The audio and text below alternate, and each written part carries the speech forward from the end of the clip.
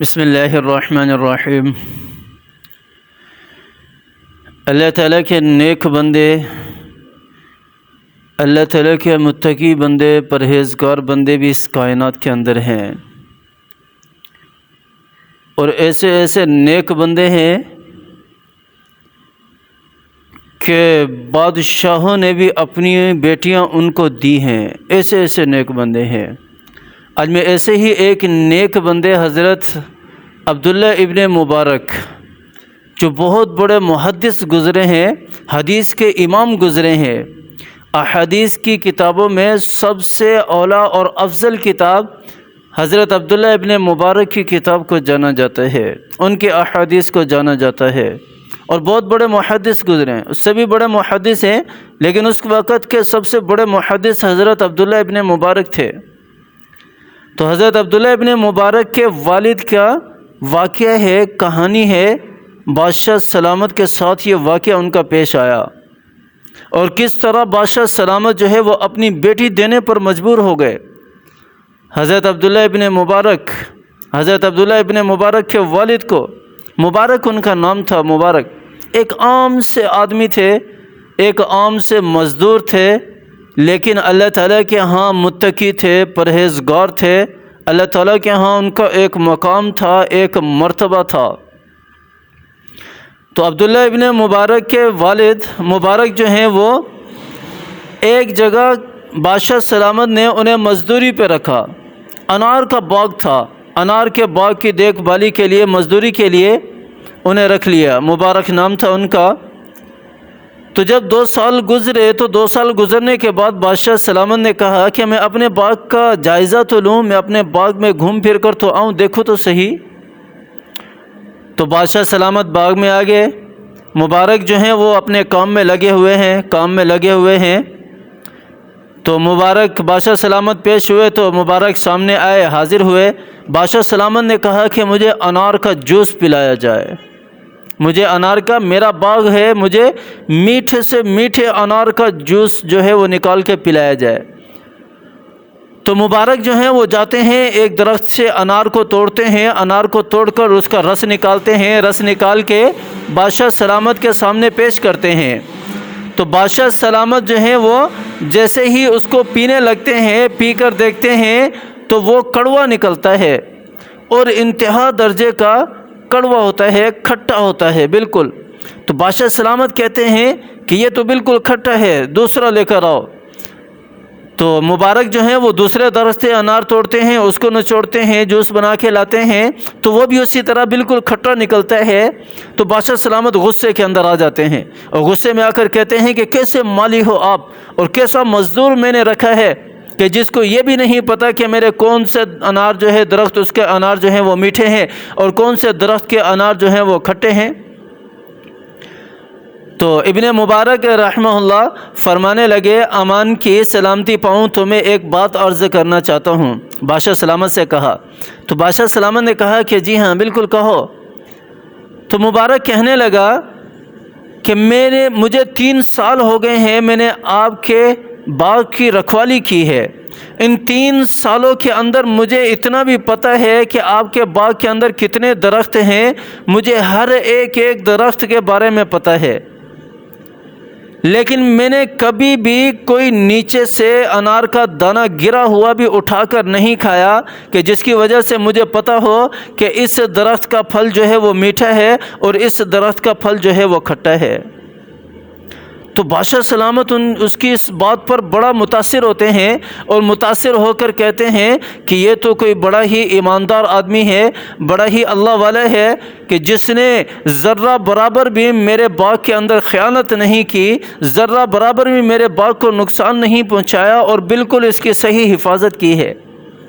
تو بادشاہ سلامت کے ذہن میں خیال آتا ہے کہ کیوں نہ میں اس کو اپنے محل کا مالی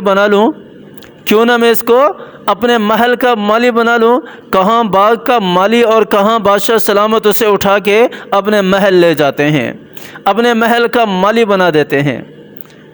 اور اب بادشاہ سلامت جو ہیں وہ اپنے محل میں ہیں، اب مبارک صاحب جو ہیں وہ باہر، اللہ کے بندے ہیں، باہر سارا دن اپنا کام کرتے تھے، رات کو مصلی اٹھایا، لوٹا اٹھایا وضو کر کے، اور وضو کر کے مصلی بچھا کر شروع ہو گئے۔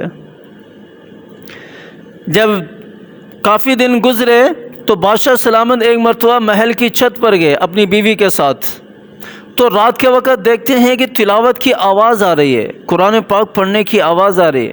مبارک کی آواز بھی میٹھی تھی۔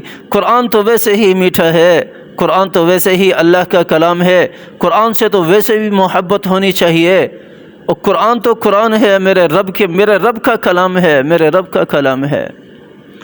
تو بادشاہ سلامت دیکھتے ہیں کہ آواز آ رہی ہے، قرآن کے پڑھنے کی آواز آ رہی ہے۔ وہ جب اوپر سے جھانک کر دیکھتے ہیں تو مبارک جو ہیں انہوں نے مصلی بچھایا ہوا ہے اور اللہ کی بارگاہ میں کھڑے ہیں۔ انہیں کیا پتہ کہ اب کیا ہونے والا ہے، انہیں کیا پتہ کہ اب میرے ساتھ کون سا معاملہ پیش آنے والے ہے، انہیں کیا پتہ کہ میری تقدیر، میرا نصیب کیا ہے۔ تو مبارک رحمہ اللہ کو نماز پڑھتے دیکھ کر بادشاہ سلامت کے ذہن میں خیال آیا، اپنی بیوی سے کہنے لگے، ہماری بیٹی جوان ہے، ہماری بیٹی جوان ہے، اور کافی عرصے سے میں کوئی نیک آدمی ڈھونڈ رہا تھا۔ اس وقت سے بادشاہ سلامت جی بھی جو ہیں وہ اپنی اولاد کی شادی ایسے ہی نہیں کر دیا کرتے تھے، وہ نیک بندے کو ڈھونڈا کرتے تھے، نیک خاندان کو ڈھونڈا کرتے تھے۔ ہماری طرح نہیں کسی کے پاس 4 پیسے دیکھے تو چل بھئی اپنی بیٹی وہاں بیاہ دی، اور چاہے وہ جیسا بھی ہو، شرابی ہو، کبابی ہو، زانی ہو، اس سے ہمیں کوئی سروکار نہیں ہے۔ ہمیں تو مال و دولت سے محبت ہے نا، ہمیں تو شہرت سے محبت ہے، ہمیں تو دنیا کے اندر مقام چاہیے، ہمیں تو اس مقام سے محبت ہے۔ ہمیں کیا لینا کہ کون کہاں سے کماتا ہے، کیسا کماتا ہے، کس طرح کا کماتا ہے۔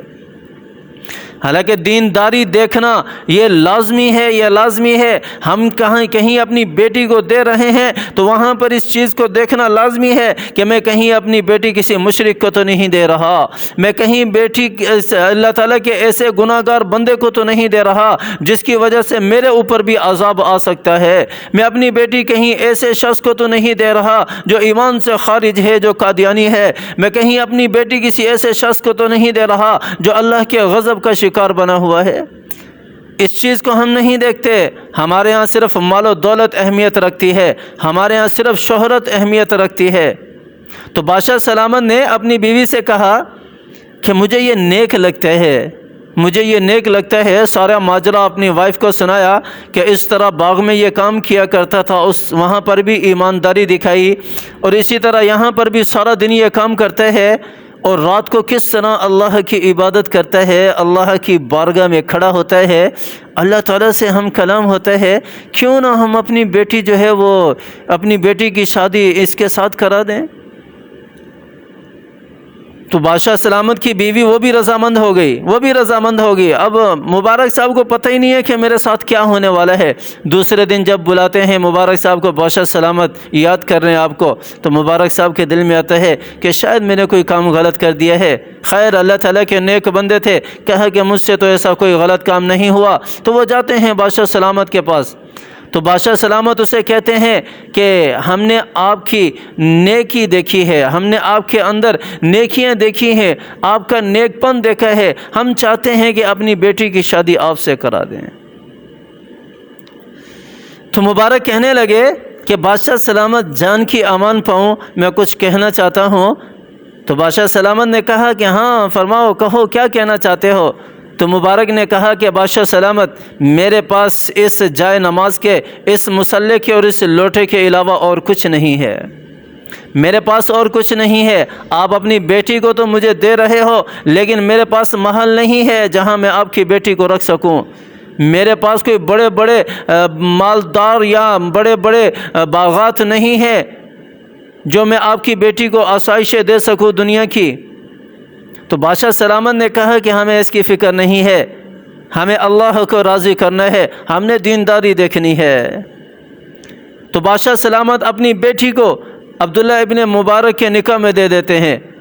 کہاں عبداللہ ابن مبارک باغ کا مالی تھا، باغ کے مالی سے کہاں جا کر وہ بادشاہ سلامت کے محل کا مالی بنا، اور مبارک پھر وہاں سے بادشاہ سلامت کی بیٹی لیے ہوئے، ایک ہاتھ میں مصلی اور لوٹا ہے، دوسرے ہاتھ میں بادشاہ سلامت کی بیٹی کو لیا اور لے کر اپنے گھر جا رہے ہیں۔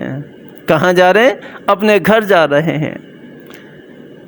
اور یہی اللہ تعالیٰ کی عبادت، اللہ تعالیٰ کا ڈر اور خوف، اللہ تعالیٰ کے لیے تقوی اور اللہ تعالیٰ کے لیے اپنے آپ کو پیش کرنا، یہی وجہ تھی کہ اسی بادشاہ سلامت کی بیٹی سے عبداللہ ابن مبارک پیدا ہوئے، اور وہی عبداللہ ابن مبارک وقت کے محدث بنے، بہت بڑے امام بنے۔ اللہ تعالیٰ نے کیسا مقام دیا، پھر اسے اللہ تعالیٰ نے کیسا مقام دیا، کہاں بادشاہ سلامت کی بیٹی نے بھی قربانیاں دیں، محل کو چھوڑ کر کہاں جا کر چھوٹے سے گھر کے اندر رہنے کو پسند کیا۔ کس کے لیے؟ صرف اللہ کے لیے، اللہ کے رسول کے لیے، صرف دین کے لیے، ایمان کے لیے محل کو چھوڑ کر چھوٹے سے گھر میں رہنا پسند کیا۔ اور پھر اللہ نے بھی انہیں نوازا کہ تم نے میرے لیے قربانیاں دی ہے، تم نے میرے لیے اپنے محلات کو چھوڑا ہے، مال و دولت کو چھوڑا ہے، آؤ تو میں بھی تمہیں پھر حدیث کا امام دیتا ہوں، میں بھی تمہیں پھر حدیث کا امام دیتا ہوں۔